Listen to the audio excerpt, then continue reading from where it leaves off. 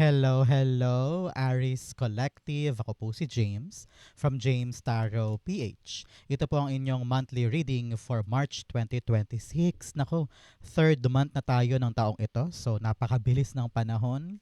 Sa mga Aries, ano po naghihintay sa inyo? Alamin natin. Let's begin. Inhale and exhale. Holy Spirit, Spirit Guides. Ibigay natin kay Aries sa mga mensaheng dapat nilang malaman para sa buwan na ito. In your overall energy, meron po kayong the Queen of Swords. In the area of what you need to focus on, meron po kayong the Emperor card. In the area of what you need, meron po kayong the Temperance card. Beautiful. In the area of what's affecting your current energy, meron po kayong the Wheel of Fortune. Beautiful, beautiful, beautiful. Napakaganda po. In the area of your near future, meron kang the Justice card. In the area of your challenge, meron ka namang the Knight of Pentacles. Napakaganda. In your fortune, meron ka pong the Two of Cups. Congrats po in advance. Maganda to. In your divine messages, meron kang the Lover's card. Lovely. At ang outcome niyo po for the month, patulay ng Abril, ano po, ito po yun. Mamaya sabay-sabay natin siyang bubuksan at the end. But first, mga mahal kong Aries, thank you po muna sa inyong mga donations. Saka po sa mga hindi nag-i-skip ng ads. Naku, napakalaking tulong po niyan sa akin every time po na meron tayong libreng reading para po sa inyo. Salamat din po sa bawat like and comment. Malaking tulong din po yan for me. Every time po na meron tayong upload para po sa inyo. Salamat po. So, in the back of your reading, meron kang the Five of Cups. Very, very, very beautiful para sa inyo. Isang mapagpalayang energy ang makukuha ni Aries this time. Especially starting ng mga March 21, season mo na, di ba? Start na ng season ni Aries. So, ano yung mga dapat mong gawin? Kitang-kita ko dito, Aries, yung lakas ng loob at saka yung acceptance sa puso mo na parang handa mo ng tanggapin kung ano man yung mga nangyari before, handa mo ng pakawalan kung ano yung mga dapat pakawalan, and you are now ready to embrace something new.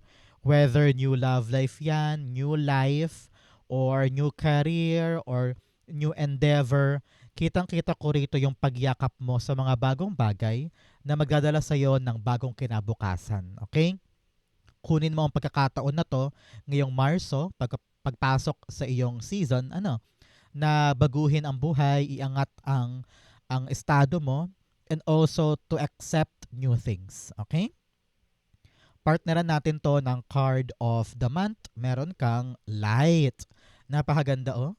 Light dispels darkness. Keep your inner light shining. Sabi dito, paliwanagin natin ang ating isip, ang ating puso, ang ating damdamin para mabitawan na natin kung ano yung dapat bitawan at mayakap na natin yung karapat-dapat.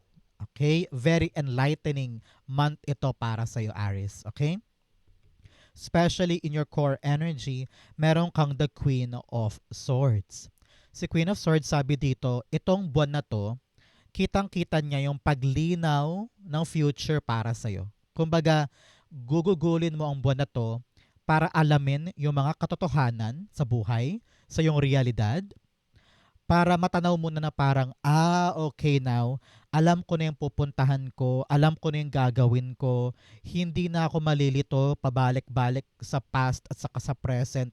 Ngayon, ready ka ng bitawan yan. At yung mga mata mo ay very, very future-oriented. Kumbaga, lahat ng gagawin mo ngayon, iisipin mo, ay para next 10 years, ay para next 5 years ng buhay ko. Parang ganon. You are thinking way ahead, which is good. Kasi seryoso ka na sa ikakatagal or ikaka-long lasting na mga bagay sa buhay. Ngayon, bukas palad ka na eh. Parang, okay, pwede kong gawin to, pwede kong gawin yon, pwede kong gawin yan, pero ready ka na for the future. Nakita ko dito na sabi na yung spirit guides, kapag nalaman mo daw yung katotohanan about something or someone, doon ka talaga makakapag-decide kung iiwanan mo na yung past or hindi. Nakita ko dito meron kang clarity. meron kang realization, tapos yung realization na yan, papanindigan mo. So mo, ayoko na mag-dwell sa past, move on na ako, ayoko na ng laro-laro, ayoko na ng lokohan, ayoko na ng temporary, I want something permanent and sure. Kaya ready ka ng gumalaw patungkol sa siguradong future, which is good for you. A very, very hopeful future na naghihintay para sa iyo, Aries. Okay? Clarify natin to. The Queen of Swords being clarified by the Judgment card. Okay, yes, talagang nagising ka na, Aries. Ito yung buwan kung saan marirealize mo yung karapat dapat gawin kaysa yung dikta ng iba. Parang ganon.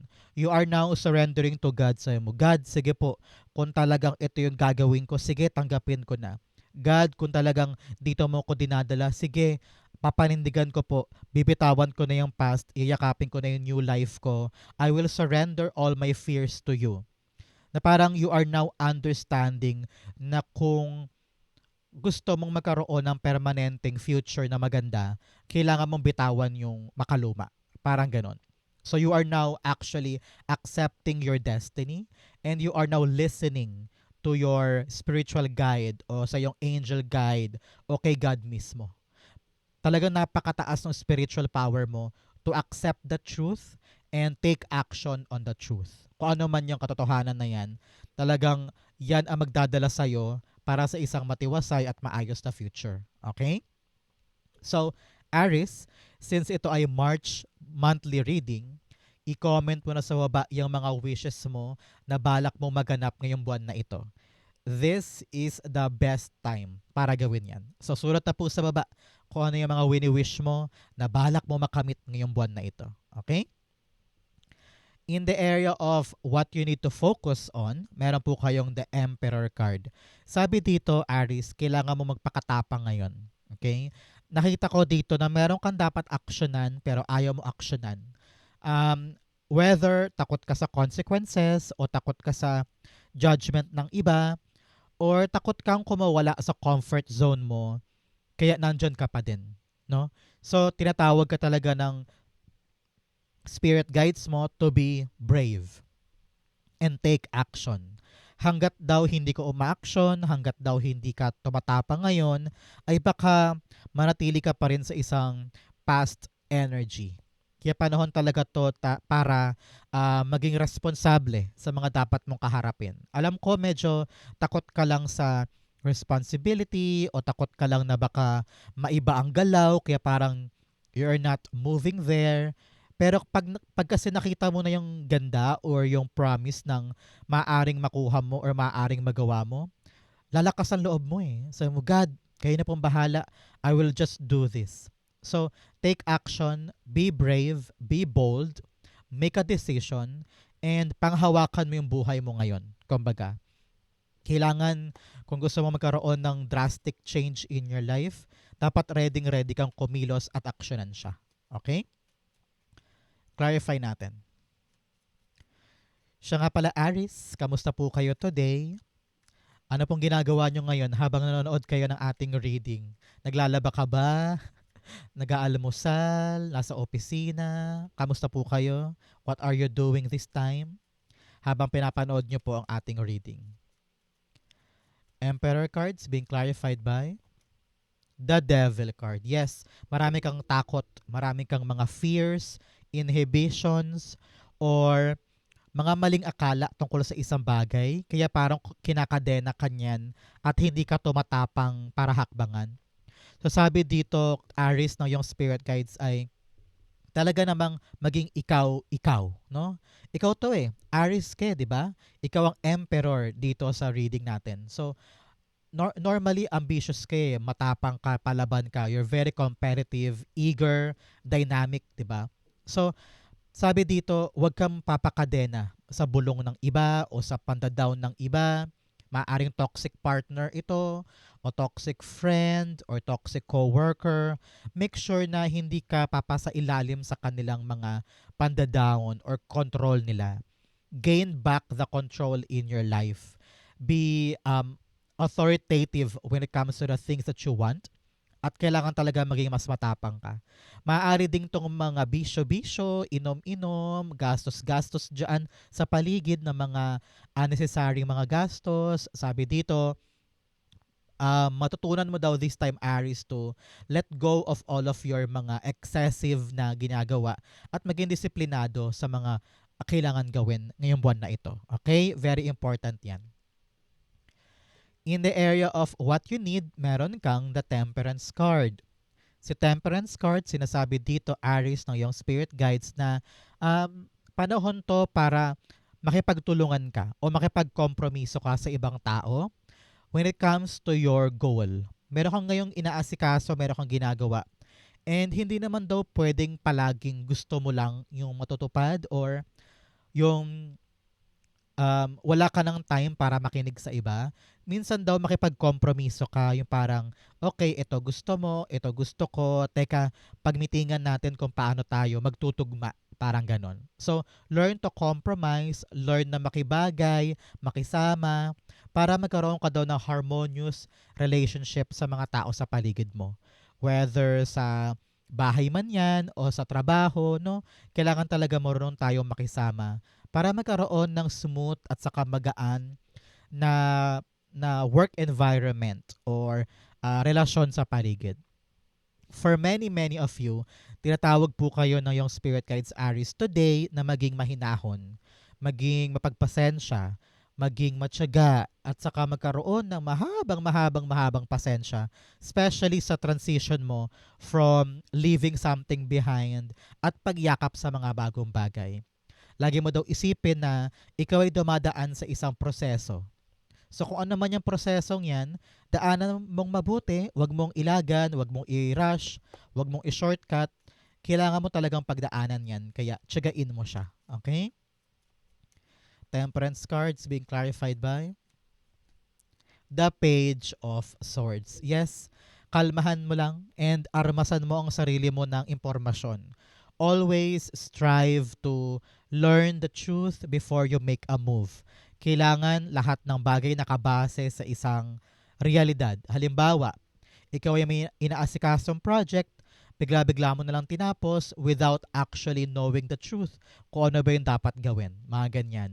So, kapag alam mo yung truth, kinalkal mo yung impormasyon na kinakailangan, mas madali sa'yo magtrabaho. Mas madali sa'yong gawin yung isang bagay. Kaya, nakita ko dito, wag na wag ka magmamadali. Pag kailangan aralin, pag kailangan busisiin, gawin mo muna siya. Okay? Kumbaga, wag kang magbabara-bara ngayon.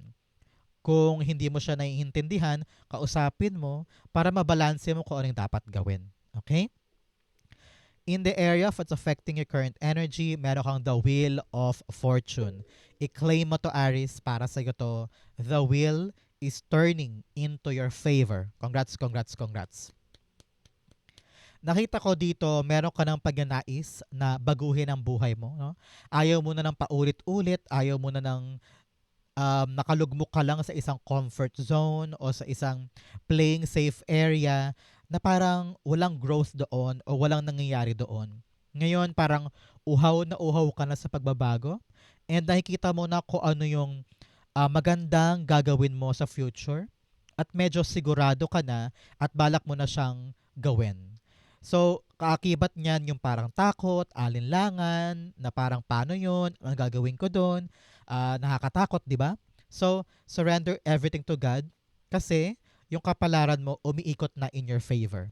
Siguro baka after watching this video, mapansin mo na bumibilis na yung proseso ng papeles o napakadali ng paglipat o kaya naaprubahan ka kaagad. Unti-unti mo to mararamdaman, Aries, na everything is falling into place na parang, ay, andali, ay, bumibilis, ay, kompleto agad. So parang nare-realize mo na, ay God, sige, nagets ko na po. Ito pala talaga yung para sa akin kasi gumagaan, umaayos sa iyong buhay. Napakaganda. Napakaswerte mo this time, Aries. Okay? Clarify natin. Oops, nasyado madami. The Wheel of Fortune is being clarified by the Six of Cups. Yes, now talagang makakalagpas ka na sa isang mahirap na parte ng buhay mo. You've been struggling in the past. Lahat ginawa mo, lahat sinubukan mo, pero parang laging pumapalya. So ngayon, gusto mo na ng pagbabago. So, may ilawan ang isip mo ngayon at ang buhay mo, Aris, na parang, ay, alam ko na gagawin ko. Dito kaya ako pupunta or doon. Wow, malinaw na gising na ako.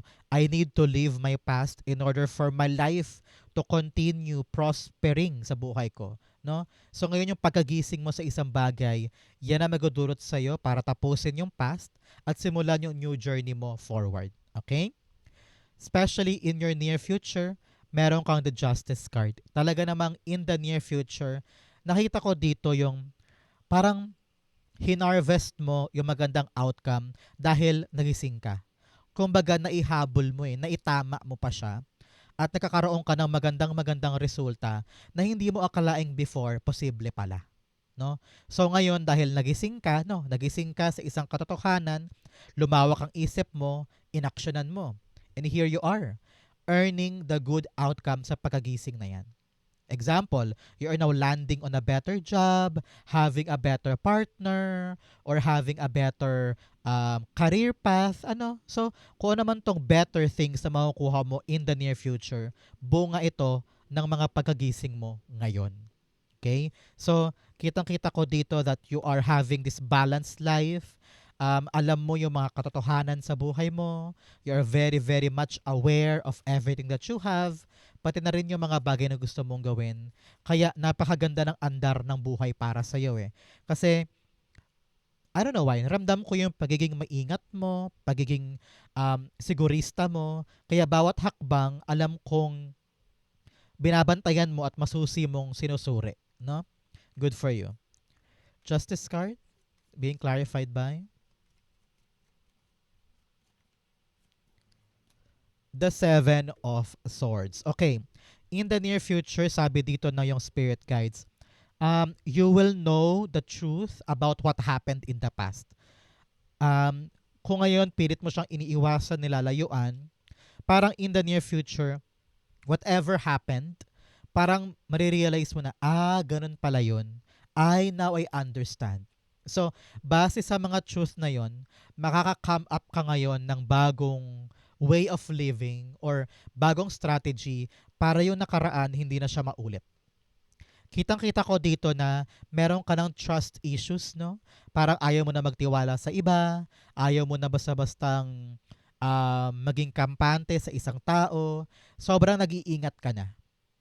At dahil nga ito sa mga pain mo in the past. So ngayon, you are very careful pagdating sa mga pinagkakatiwalaan, sa mga sinasabihan ng kwento, sa mga inaasikaso, kasi alam mong mapagkakatiwalaan mo lang sarili mo. No? So ngayon, kitang-kita ko dito yung parang hawak mo ang buhay mo, but at the same time, you are very diligent and very vigilant pagdating sa ginagawa. Sabi dito na yung spirit guides Aris, pagdating sa mga property, pagdating sa mga sekreto, pagdating sa mga pagmamay-ari mo, kailangan isekreto mo lang muna yan. Huwag mo hayaang i-broadcast sa iba. And hanapin mo muna yung truth bago ka magtiwala. Okay? To protect what you have. Very essential ito para sa'yo. Okay? In the area of your challenge, meron kang hidden desires and arrogance. Sabi dito, Aris, babaan daw ang pride, babaan daw ang ego. Pag nagkamali ka, aminin mo. Pag meron kang kasalanan, akuin mo. And from then on, talagang mag improve ka. Matututunan mong tanggapin yung pagkakamali and then doon ka mag-grow. So, sabi dito, maging mapagkumbaba, maging humble enough, at huwag ma-pride. Okay? You also have hidden desires. Meron ka daw mga bagay na gusto mong gawin or gusto mong kunin sa buhay. Pero parang nahihiya ka or takot kang ma-judge ng ibang tao. Sa panahon na to para simulan mo yung mga kinakahiya mo or pilit mong tinatago ng mga passion. Example, pangarap mo palang makapag-zumba sa bayan pero nahihiya ka lang. Siguro panahon na for you to give yourself naman yung mga hilig mo na dati pinagpaliban mo dahil nag-sacrifice ka for other people. Siguro panahon na para sumaya ka naman sa mga desires mo. Okay? In your challenge, meron kang Knight of Pentacles. Sabi dito, Aris, meron kang plano Meron kang gustong gawin pero nakahinto ka lang dito. Maaring dinadamdam mo pa yung nangyari in the past or hindi ka pa ganun kasigurado sa mga bagong yayakapin mo. Nakita ko dito, sabi na yung spirit guides, kung nakapagplano ka na at sure ka na dyan sa plano mong yan, i-execute mo daw. Okay? A plan without action is only a wish. So make sure na kung may plano ka, may idea ka, kailangan dadalhin mo to sa iyong realidad at aaksyonan. Kasi kung hindi, sayang yung plano, di ba? Clarify natin to. Narinig ko rin dito, Aris, parang medyo, I don't know why, parang medyo mabagal ka daw this time, parang ganon. No, parang imbes na asikasuhin na daw, parang hindi mo pa ginagalaw, imbes na harapin na daw, ay marami ka pang excuses, umiiwas ka daw, ganyan. The Knight of Pentacles, the Ten of Pentacles. Yes, panahon na to para klaruhin mo and then buhisiin mo daw yung mga pang long term mo. Okay, halimbawa, long term na bahay, long term na trabaho, o long term na career, o kaya long term na love life, pwede din. Panahon na daw para isipin mo talaga yung pangmatagalan sa'yo at ngayon mo siya simulang planuhin. Okay? Kasi kung halimbawa, hindi ka pa ganun kaseryoso para sa pangmatagalan, kailan ka pa magiging seryoso? Kailan mo pa to papanindigan, di ba? So ngayon, sabay ng pag-surrender kay God at pagkagising sa mga dapat aksyonan, kailangan talaga ikaw ay nag-iisip for something long term ha. Huwag lang yung uh, temporary lang, yung pang hanggang bukas lang or hanggang pang next month lang. We need to make sure na meron kang grip or meron kang mapanghahawakan na pangmatagalan para hindi ka rin problema ng ganyan at hindi ka rin nai-stress ng ganyan. Okay? Sa fortune mo, meron kang mystic healer. Healing energy flows through you. Yes, kayang-kaya mo maghilom sa mga sugat na nakaraan.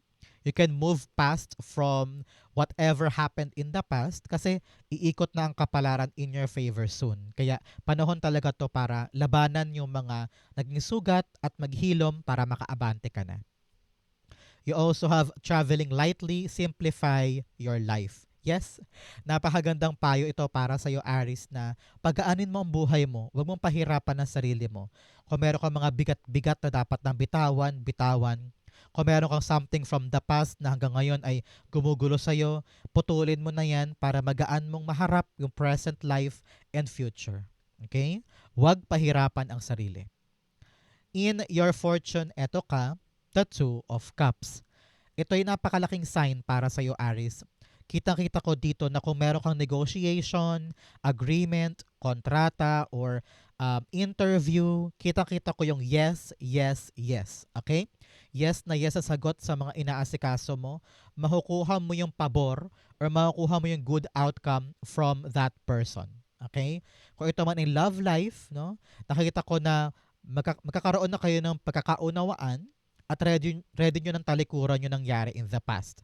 You are now starting over and giving each other a chance, parang ganyan.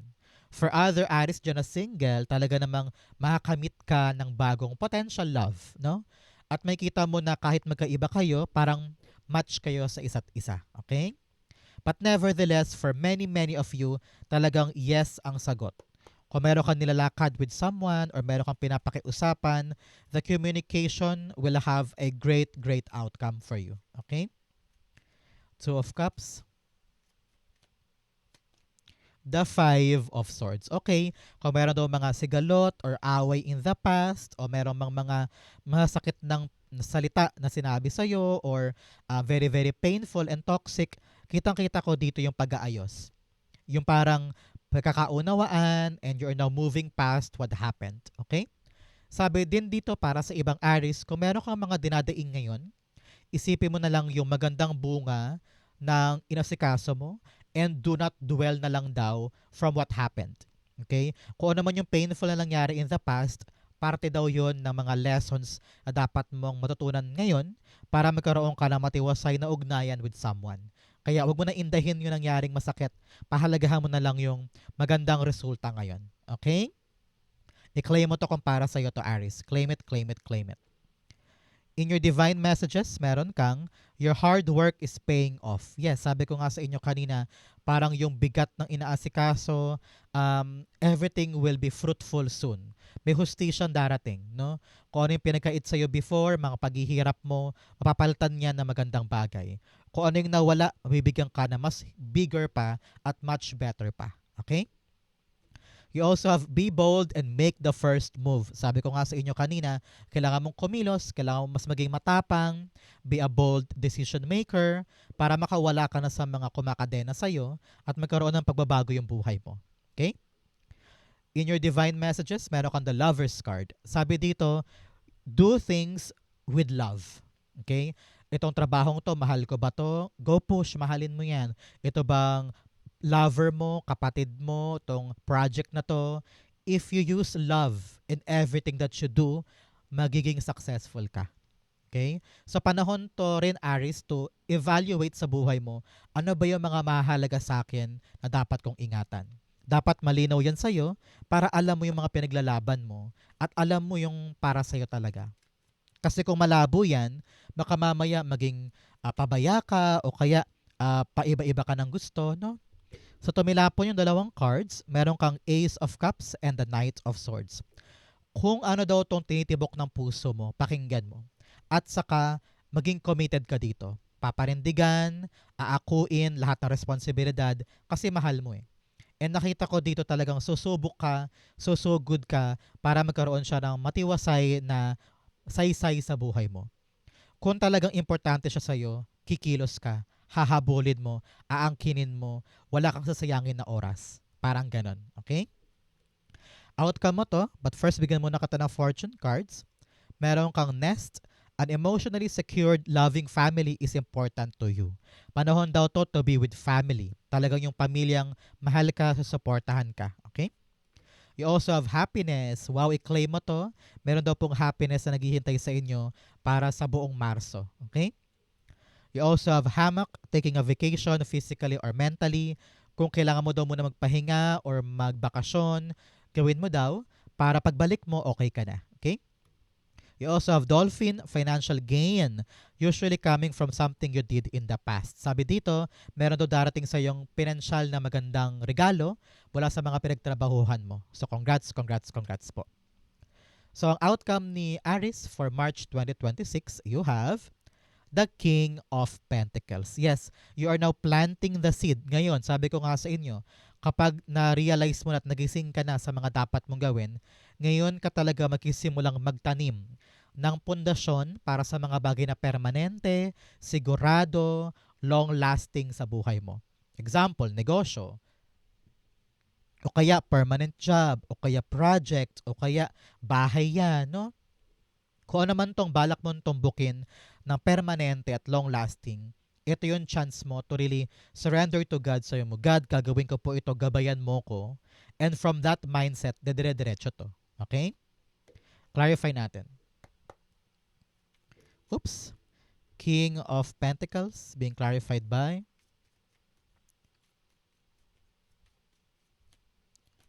the Ten of Swords. Yes, nanggaling ka na sa hirap. Nanggaling ka na sa pagkabagsak, sa pagkalugmok.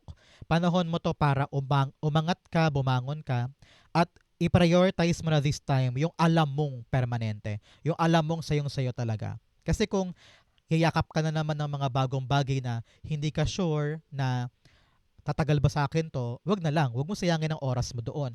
Kailangan this time around, kung babangon ka lang din naman, doon mo na ilagak sa sigurado, sa practical, sa kayang-kaya mong gawin at kayang-kaya mong palaguin.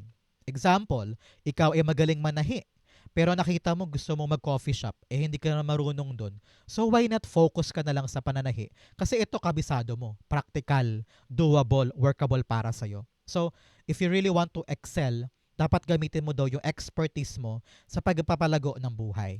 Okay? Yun ang kapitan mo kasi doon ka talaga magtatagumpay. Okay?